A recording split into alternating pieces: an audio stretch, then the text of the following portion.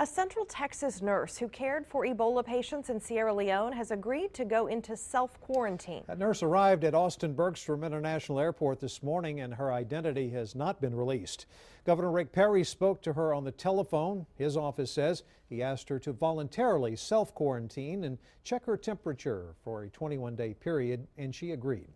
In a statement, the governor said, "In Texas, we have a great tradition of welcoming our heroes back home, and this heroic individual deserves our appreciation, our compassion, and our utmost respect." A nurse in New England is refusing to stay in quarantine. Casey Hillcox also worked with Ebola patients in Sierra Leone.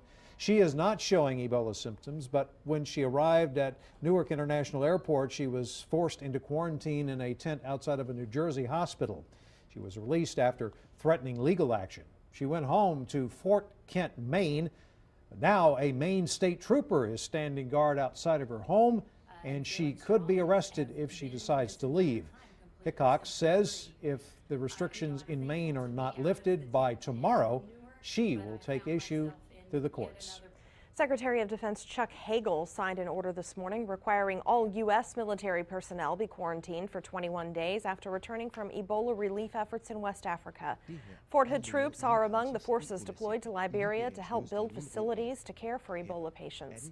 The move comes at the recommendation of the Joint Chiefs of Staff and military families. Hagel said he hopes to have specifics about how this would work in the next 15 days.